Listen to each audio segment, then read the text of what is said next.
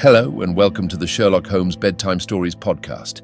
Each episode is a section from a classic Sherlock Holmes story with relaxing music to help you fall asleep.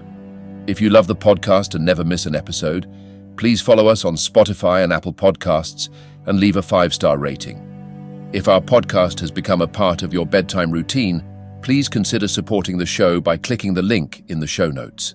Our show is completely free, in part thanks to support from listeners like you. There are options to give one time or on a monthly basis. So sleep easier by clicking the Support This Podcast link in the show notes and become a supporter today. And as always, if you're enjoying the pod, please spread the word. Sharing with friends and family really does help. Thank you for joining us this evening.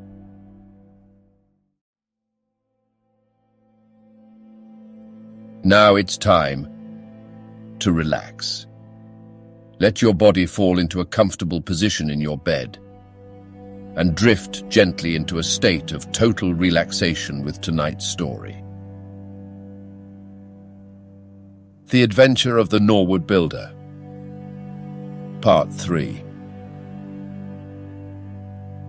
My friend had no breakfast himself, for it was one of his peculiarities that in his more intense moments he would permit himself no food, and I have known him presume upon his iron strength until he has fainted from pure inanition.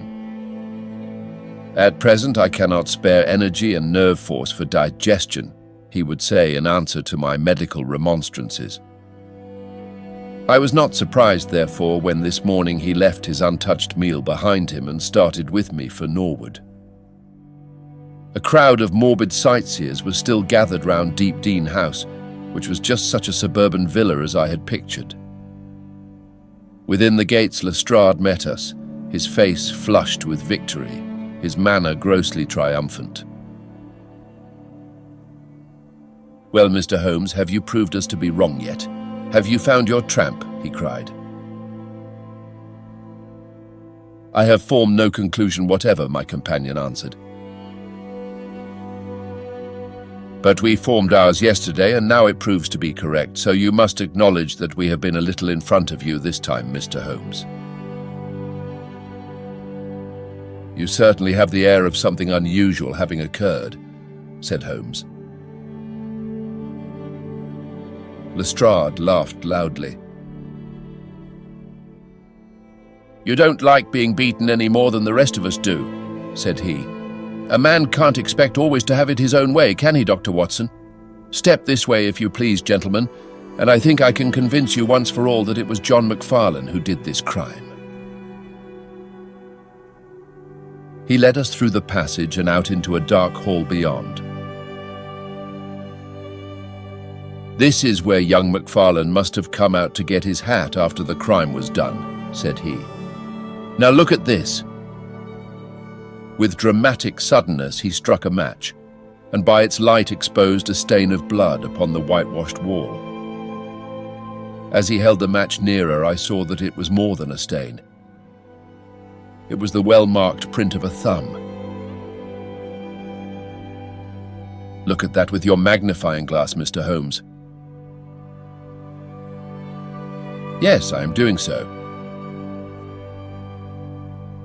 "You are aware that no two thumb marks are alike?" "I have heard something of the kind." "Well then, will you please compare that print with this wax impression of young McFarlane's right thumb, taken by my orders this morning?" As he held the waxen print close to the bloodstain, it did not take a magnifying glass to see that the two were undoubtedly from the same thumb. It was evident to me that our unfortunate client was lost. "That is final," said Lestrade. "Yes, that is final," I involuntarily echoed. "It is final," said Holmes. Something in his tone caught my ear, and I turned to look at him. An extraordinary change had come over his face. It was writhing with inward merriment. His two eyes were shining like stars. It seemed to me that he was making desperate efforts to restrain a convulsive attack of laughter. Dear me, he said at last. Well, now, who would have thought it? And how deceptive appearances may be, to be sure. Such a nice young man to look at. It is a lesson to us not to trust our own judgment, is it not, Lestrade? Yes, some of us are a little too much inclined to be cocksure, Mr. Holmes, said Lestrade. The man's insolence was maddening, but we could not resent it.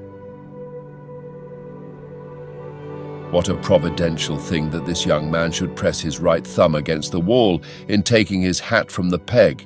Such a very natural action, too, if you come to think of it.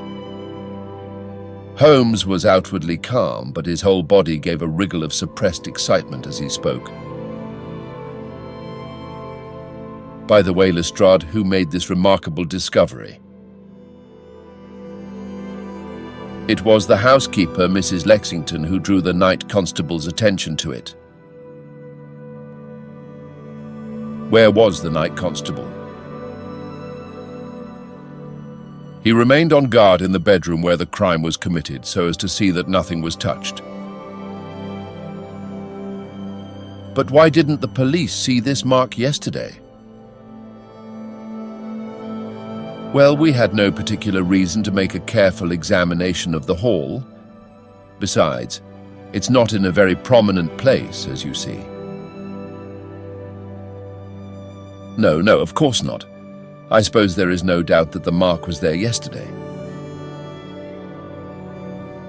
Lestrade looked at Holmes as if he thought he was going out of his mind. I confess that I was myself surprised both at his hilarious manner and at his rather wild observation. I don't know whether you think that McFarlane came out of jail in the dead of the night in order to strengthen the evidence against himself, said Lestrade. I leave it to any expert in the world whether that is not the mark of his thumb. It is unquestionably the mark of his thumb. There, that's enough, said Lestrade. I am a practical man, Mr. Holmes, and when I have got my evidence, I come to my conclusions. If you have anything to say, you will find me writing my report in the sitting room. Holmes had recovered his equanimity, though I still seemed to detect gleams of amusement in his expression. Dear me, this is a very sad development, Watson, is it not? Said he. And yet there are singular points about it which hold out some hopes for our client. I am delighted to hear it, said I heartily. I was afraid it was all up with him. I would hardly go so far as to say that, my dear Watson. The fact is that there is one really serious flaw in this evidence to which our friend attaches so much importance. Indeed, Holmes. What is it? Only this, that I know that that mark was not there when I examined the hall yesterday. And now, Watson, let us have a little stroll round in the sunshine. With a confused brain, but with a heart into which some warmth of hope was returning, I accompanied my friend in a walk round the garden. Holmes took each face of the house in turn and examined it with great interest. He then led the way inside and went over the whole building from basement to attic.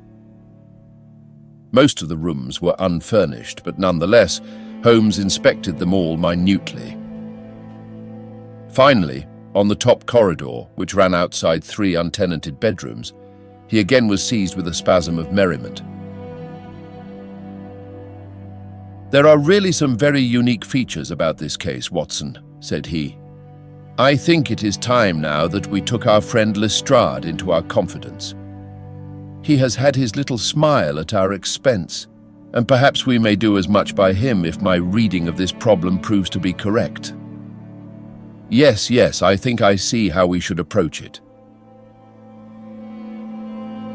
The Scotland Yard inspector was still writing in the parlour when Holmes interrupted him. "I understood that you were writing a report of this case," said he. "So I am. Don't you think it may be a little premature? I can't help thinking that your evidence is not complete." Lestrade knew my friend too well to disregard his words. He laid down his pen and looked curiously at him. "What do you mean, Mr. Holmes?" "Only that there is an important witness whom you have not seen." "Can you produce him?" "I think I can." "Then do so." "I will do my best. How many constables have you?" "There are 3 within call." "Excellent," said Holmes. "May I ask if they are all large, able-bodied men with powerful voices?" "I have no doubt they are, though I fail to see what their voices have to do with it." "Perhaps I can help you to see that and 1 or 2 other things as well," said Holmes. "Kindly summon your men, and I will try." 5 minutes later, 3 policemen had assembled in the hall. "In the outhouse you will find a considerable quantity of straw," said Holmes. "I will ask you to carry in 2 bundles of it. I think it will be of the greatest assistance in producing the witness whom I require. Thank you very much. I believe you have some matches in your pocket, Watson. Now, Mr. Lestrade, I will ask you all to accompany me to the top landing." As I have said, there was a broad corridor there which ran outside 3 empty bedrooms. At one end of the corridor we were all marshalled by Sherlock Holmes, the constables grinning and Lestrade staring at my friend with amazement, expectation and derision, chasing each other across his features. Holmes stood before us with the air of a conjurer who is performing a trick. "Would you kindly send one of your constables for 2 buckets of water? Put the straw on the floor here, free from the wall on either side. Now, I think that we are all ready." Lestrade's face had begun to grow red and angry. "I don't know whether you are playing a game with us, Mr. Sherlock Holmes," said he. "If you know anything, you can surely say it without all this tomfoolery." "I assure you, my good Lestrade, that I have an excellent reason for everything that I do. You may possibly remember that you chaffed me a little some hours ago, when the sun seemed on your side of the hedge, so you must not grudge me a little pomp and ceremony now. Might I ask you, Watson, to open that window and then to put a match to the edge of the straw?" I did so, and driven by the draught, a coil of grey smoke swirled down the corridor, while the dry straw crackled and flamed. "Now we must see if we can find this witness for you, Lestrade. Might I ask you all to join in the cry of fire? Now then, 1, 2, 3. "Fire!" we all yelled. "Thank you, I will trouble you once again." "Fire!" "Just once more, gentlemen, and all together." "Fire!" The shout must have rung over Norwood. It had hardly died away when an amazing thing happened. A door suddenly flew open out of what appeared to be solid wall at the end of the corridor, and a little wizened man darted out of it, like a rabbit out of its burrow. "Capital," said Holmes calmly. "Watson, a bucket of water over the straw. That will do. Lestrade, allow me to present you with your principal missing witness, Mr. Jonas Oldacre." The detective stared at the newcomer with blank amazement. The latter was blinking in the bright light of the corridor, and peering at us and at the smouldering fire. It was an odious face, crafty, vicious, malignant, with shifty light grey eyes and white lashes. "What's this, then?" said Lestrade at last. "What have you been doing all this time, eh?" Oldacre gave an uneasy laugh, shrinking back from the furious red face of the angry detective. "I have done no harm." "No harm? You have done your best to get an innocent man hanged. If it wasn't for this gentleman here, I am not sure that you would not have succeeded." The wretched creature began to whimper. "I am sure, sir, it was only my practical joke." "Oh, a joke, was it? You won't find the laugh on your side, I promise you. Take him down, and keep him in the sitting room until I come. Mr. Holmes," he continued when they had gone, "I could not speak before the constables, but I don't mind saying in the presence of Dr. Watson that this is the brightest thing that you have done yet. Though it is a mystery to me how you did it. You have saved an innocent man's life, and you have prevented a very grave scandal which would have ruined my reputation in the force." Holmes smiled and clapped Lestrade upon the shoulder. "Instead of being ruined, my good sir, you will find that your reputation has been enormously enhanced. Just make a few alterations in that report which you were writing, and they will understand how hard it is to throw dust in the eyes of Inspector Lestrade." "And you don't want your name to appear?" "Not at all. The work is its own reward.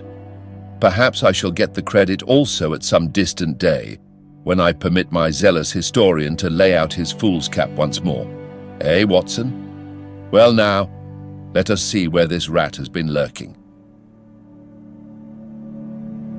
A lath and plaster partition had been run across the passage 6 feet from the end, with a door cunningly concealed in it.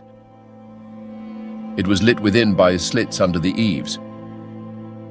A few articles of furniture and a supply of food and water were within, together with a number of books and papers. "There's the advantage of being a builder," said Holmes as we came out. "He was able to fix up his own little hiding place without any confederate, save, of course, that precious housekeeper of his, whom I should lose no time in adding to your bag, Lestrade." "I'll take your advice.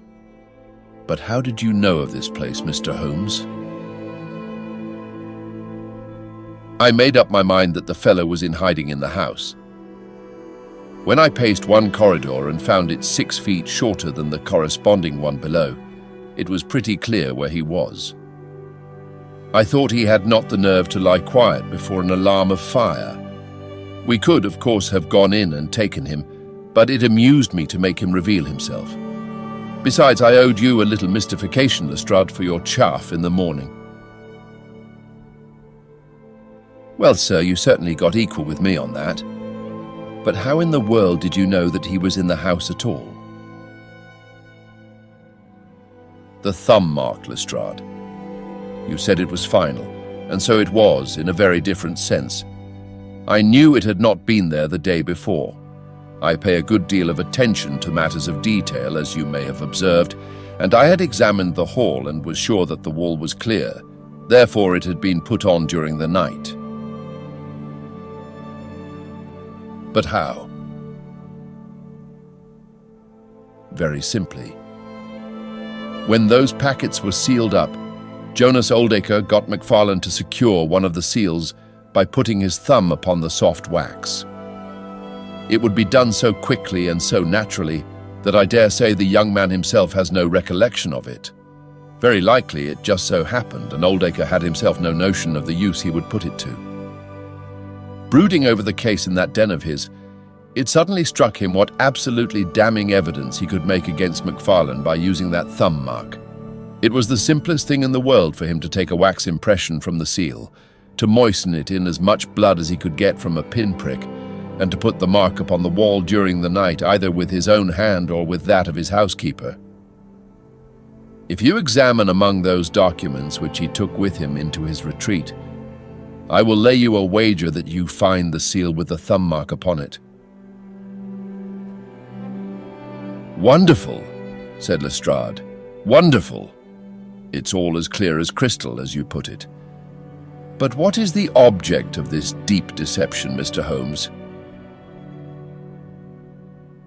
It was amusing to me to see how the detective's overbearing manner had changed suddenly to that of a child asking questions of its teacher.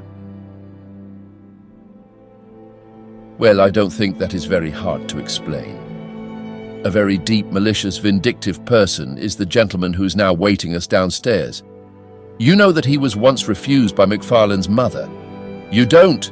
I told you that you should go to Blackheath first and Norwood afterwards.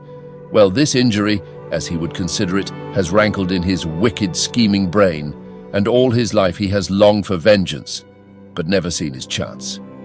During the last year or two, things have gone against him, secret speculation, I think, and he finds himself in a bad way. He determines to swindle his creditors, and for this purpose, he pays large checks to a certain Mr. Cornelius, who is, I imagine, himself under another name. I have not traced these checks yet, but I have no doubt that they were banked under that name at some provincial town where Oldacre from time to time led a double existence. He intended to change his name altogether, draw this money, and vanish, starting life again elsewhere. Well, that's likely enough. It would strike him that in disappearing he might throw all pursuit off his track, and at the same time have an ample and crushing revenge upon his old sweetheart, if he could give the impression that he had been murdered by her only child. It was a masterpiece of villainy, and he carried it out like a master. The idea of the will, which would give an obvious motive for the crime, the secret visit unknown to his own parents, the retention of the stick, the blood, and the animal remains and buttons in the woodpile, all were admirable. It was a net from which it seemed to me, a few hours ago, that there was no possible escape. But he had not that supreme gift of the artist, the knowledge of when to stop. He wished to improve that which was already perfect, to draw the rope tighter yet round the neck of his unfortunate victim, and so he ruined all. Let us descend, Lestrade. There are just one or two questions that I would ask him. The malignant creature was seated in his own parlour with a policeman upon each side of him. "It was a joke, my good sir, a practical joke, nothing more," he whined incessantly.